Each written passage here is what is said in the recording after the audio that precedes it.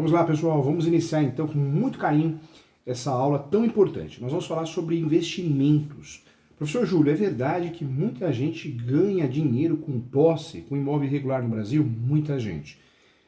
O professor também é um investidor de posse e tem muitos clientes que ficaram ricos, milionários, investindo em posse, imóvel irregular. Tem muitas construtoras que eu presto serviço como advogado, especialista da área. Às vezes a construtora tem até advogados contratados, CLT, mas muitas vezes contrata a minha auditoria, contrata o meu parecer final para a compra, para a venda, para o contrato, para a elaboração do contrato. Então eu quero trazer para você sim uma possibilidade real. Muitas pessoas têm muito preconceito com o imóvel irregular, com a posse. Isso vem de uma formação fraca. Uma formação fraca. A faculdade de Direito ela é importante. Claro que essa não estaríamos aqui, mas muito teórica.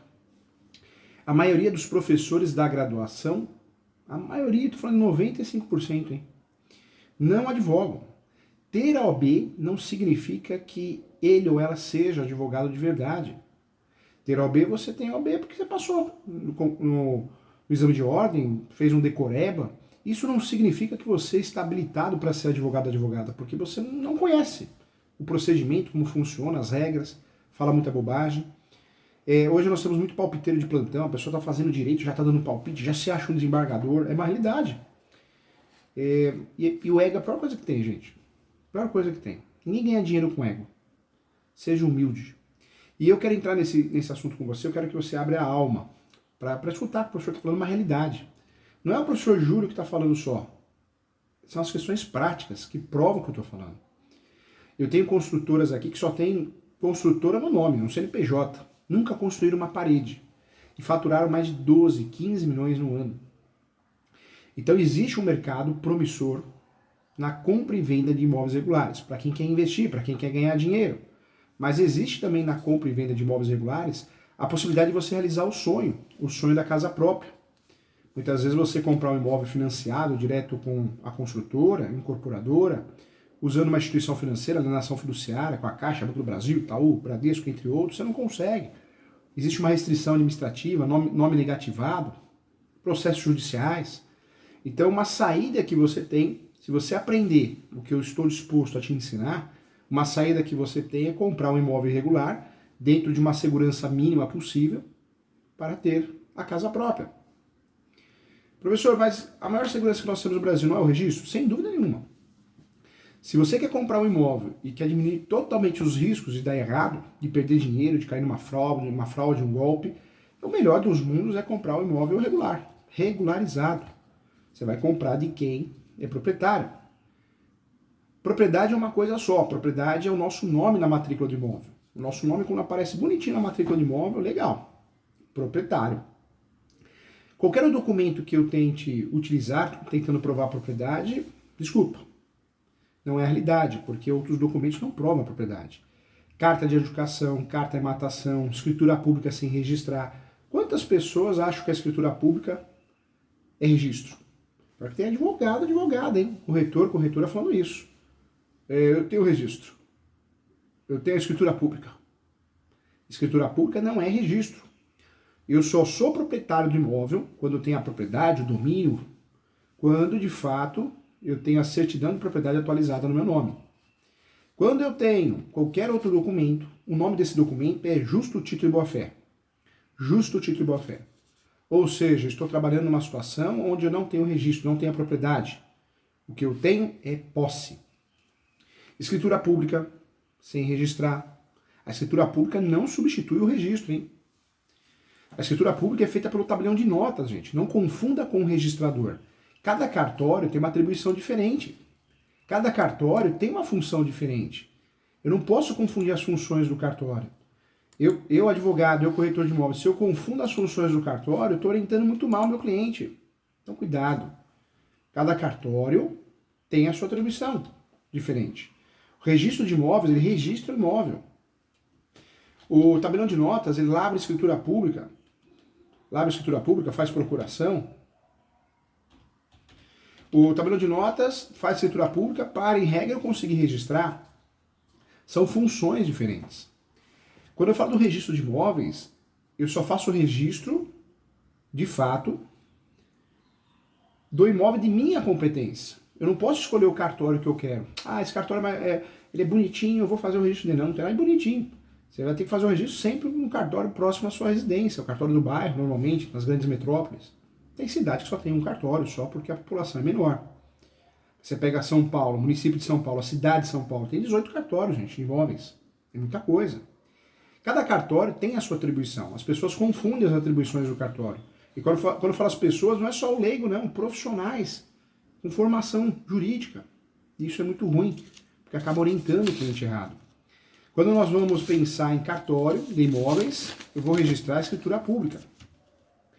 O processo de regularização de imóveis, ele se dá através de forma judicial, extrajudicial e administrativa. Quando nós falamos de escritura pública, o que eu quero trazer para você? A escritura pública é uma ferramenta para que eu consiga transferir o imóvel para o meu nome, mas esse imóvel precisa estar o quê? Regularizado. No nome do último proprietário, de fato, proprietário, proprietária. A escritura pública, conforme o artigo 108 do Código Civil, é uma ferramenta obrigatória. Toda transação imobiliária acima de 30 salários mínimos, toda transação imobiliária acima de 30 salários mínimos, eu sou obrigado a fazer o quê? A transferência através da escritura pública. Eu preciso fazer a transação imobiliária através da escritura pública. Não existe outro meio, não existe outra forma, não existe outra razão. Se eu fizer algo diferente, eu não consigo registrar.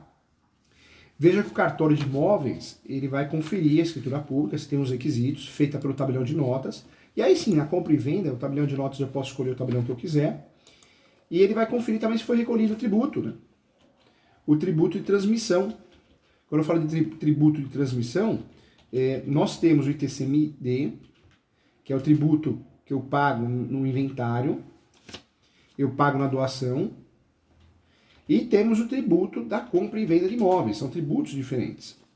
Quando eu falo da tributação da compra e venda de imóveis, eu preciso saber que nessa transação imobiliária eu vou ter 3 fases. A primeira, o recolhimento do tributo de transação imobiliária, e a segunda despesa, o segundo gasto, né, é a escritura pública, o tabelião de notas.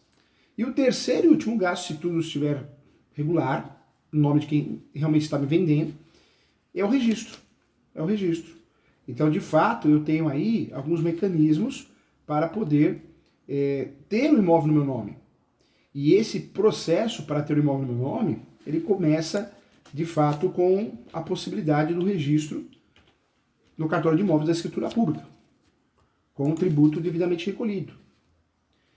Quando eu falo de tributo ITCMD, que é o tributo causa-mortes, né, ou doação, é o tributo que eu pago para o Estado para fazer a transferência do imóvel aos herdeiros, ou a doação. Quando eu falo da compra e venda entre vivos, o tributo que eu pago é imposto sobre transmissão de bens imóveis. Imposto de transmissão sobre bens imóveis. Esse imposto, o ITBI, ele vai ser calculado com base na transação imobiliária. O meu objetivo no ITBI é fazer o recolhimento conforme o que dita a regra o município vai ditar a regra dessa transação. Quem fiscaliza isso, professor Júlio? Quem fiscaliza de fato isso é o tabelião de notas, ao lavrar a escritura pública, né? Então é uma situação onde eu sempre vou tomar cuidado, porque o cartório vai fiscalizar. Se eu não provar que eu recolhi, de fato, o cartório nem vai lavrar a escritura pública, o tabelião de notas eu estou falando, né? Então precisa tomar cuidado. Quando nós falamos do imposto de transmissão causa-mortes e doação, que é o tributo de competência impositiva dos estados e do Distrito Federal, aí tem a ver com inventário, com doação, tem outra finalidade, o conhecido né, ITCMD. Alguns estados falam de ITCD, mas o mais comum é o ITCMD. Esse é cobrado pelo estado. Agora, quando eu falo do tributo cobrado pelo município, é na transmissão convencional. A transmissão da operação compra e venda e alienação entre vivos, né? Então, esse tributo é o tributo que eu vou usar. O que é importante saber? Por isso as pessoas fazem hold, né? A criação de uma hold é justamente para isso, não é para blindar o patrimônio. Quem fala isso não é a essência da coisa. Quando eu falo de blindar o patrimônio, hoje é praticamente impossível você blindar o patrimônio com uma hold. Você consegue talvez dificultar a execução se você usa o nome de outras pessoas, de terceiros, né, de laranja. Então é a realidade, né? Mas não é a hold que vai possibilitar. Toda transação imobiliária, então, para que eu consiga passar para o meu nome, eu preciso fazer isso. Eu preciso transferir através desse processo que tem 3 fases. Recolhimento de tributo, depois do recolhimento de tributo, lavratura da escritura pública e, no terceiro lugar, o registro. O imposto de transferência de propriedade, que é o chamado Imposto sobre Transmissão de Imóveis, ITBI, é um imposto municipal. Olha que interessante, ele é um imposto municipal, mas é cobrado sobre todas as vendas, compras e vendas de imóveis. A taxa, gente, ela varia de município para município, mas costuma ser de 2 a 3%. Ela fica ali estabelecida de 2 a 3% do valor da negociação ou oferta feita pela cidade. Valendo, né, o que for maior, o ITBI deverá ser pago pelo comprador, a regra do jogo é que seja pago pelo comprador, no ato, gente, da obtenção da escritura pública de transferência. O IPTU não confunda porque tem tanto imposto que a gente confunde, né? IPTU é outra coisa, tá? IPTU é Imposto Territorial Urbano, então é um imposto sobre a propriedade territorial urbana e é um dos mais conhecidos, é pago todo ano, então é outra coisa. Na transação imobiliária, nas transações, nos negócios imobiliários, ainda existe o imposto de renda, né, sobre o lucro presumido, que é outra situação, tá? Também outro tributo, outra tributação. Nessa situação, eu preciso saber, então, que nós temos recolhimento do tributo, escritura pública lavrada pelo tabelião de notas e o registro no cartório de imóveis. O registro no cartório de imóveis pertinente, competente. Quando existe transação imobiliária que tem corretor no meio, ainda existe a taxa de corretagem, né, que é os honorários do corretor de imóveis, corretor, corretora. Então é importante também saber. Esses são os gastos que nós temos nas transações imobiliárias. De fato, só é dono quem tem o registro no seu nome. No cartório de imóveis, não é escritura pública, não é carta de adjudicação, não é carta de matação, não é contrato de gaveta. Qualquer outro documento que não seja certidão de propriedade atualizada, saiba que você tem, o seu cliente tem, é posse. Não fala assim, professor Júlio, que eu fico chateado porque eu achava que era dono. Você vai ficar chateado, mas é melhor a pessoa falar a verdade para você do que mentir para você. Tá? Então, cuidado, tá? É posse, não adianta, gente, é posse. Quando nós falamos de comprar um imóvel irregular, comprar a posse, cuidado, hein? 90% dos contratos, 80% a 90% dos contratos em cada estado estão com a nomenclatura equivocada. O artigo 108 do Código Civil é muito claro. Toda transação imobiliária acima de 30 salários mínimos deve ser feita por escritura pública, para que eu consiga registrar. Ponto final, é a regra do jogo. Se eu compro um imóvel fora dessa regra, do artigo 108 do Código Civil, porque ele está irregular, eu não vou fazer compra e venda. Um dos maiores erros dos advogados que são de outras áreas, dos advogados que não são estudiosos igual você, é fazer compra e venda.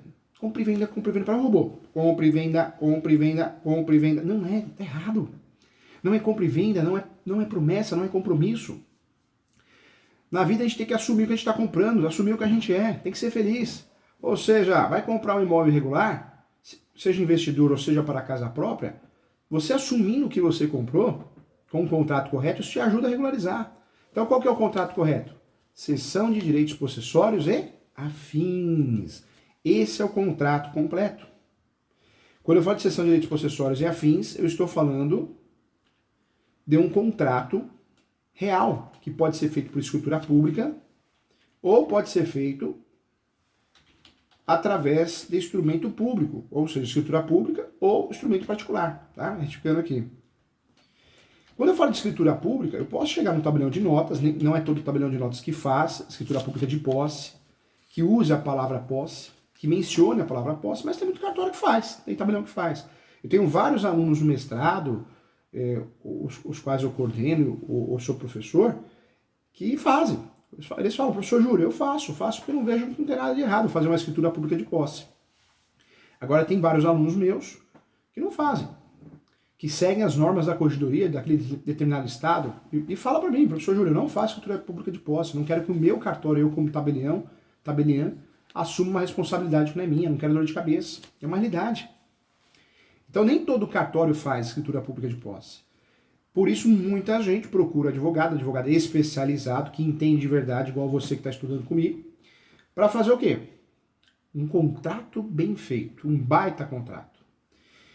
O contrato bem feito de posse começa pelo título, instrumento particular de cessão de direitos possessórios, cessão de direitos possessórios e afins, tanto faz. Mas esse contrato bem feito começa assim. Quando eu já começo compra e venda, opa, eu já estou fazendo conexão com o artigo 108 do Código Civil. Esse contrato, se for mal feito, já começou errado. Pode ser que eu tenha prejuízos irreparáveis. Por isso muita gente contrata o advogado, achando que contratou o advogado resolveu o problema, e não. Porque se contratar um advogado que não é estudioso igual você, está assistindo, se contratar um advogado que é mais de outra área, previdenciário, trabalhista, criminal, aí ele vai te vender um contrato de gaveta, compra e venda no nome.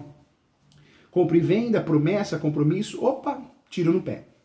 Tiro no pé porque nessa situação você está fazendo um contrato que, em regra, tem que respeitar o artigo 108 do Código Civil, que dita que a regra do jogo é toda transação imobiliária acima de 30 salários mínimos tem que ser feita por escritura pública.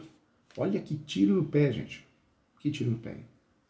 Ou seja, um contrato que provavelmente não vai valer nada. Não vai valer nada em qualquer transação imobiliária, não vai valer nada em qualquer situação, não vai valer nada. Cuidado. Quando nós falamos de um contrato bem feito, começa pelo título. Quem ganha muito dinheiro com posse, quem ficou rico, fica rico, milionário com posse, quem compra imóvel, a casa própria com posse, porque paga um valor bem abaixo do mercado, quando eu compro imóvel regular, eu estou pagando 50%, 40%, 30%, em alguns casos 70% abaixo do valor do mercado. Por isso tem muita gente que compra posse, regulariza e vende. Olha que negócio bom. Compra, regulariza e vende. Só que você tem que entender de contrato, tem que entender direito imobiliário, direito civil, tem que entender muito bem de posse, registro, direito notarial. Porque se você fizer uma salada de fruta e confundir, você compra gato por lebre e vai ter confusão, vai ter dificuldade. Muita gente, muito investidor que eu presto serviço como advogado no Brasil todo, compra imóvel rural irregular e vende imóvel regularizado. Regulariza e depois vende. E muita gente compra irregular e vende irregular, só que com certas coisas. Faz uma topografia, planta terminal descritivo, faz um georreferencial, cria provas da posse.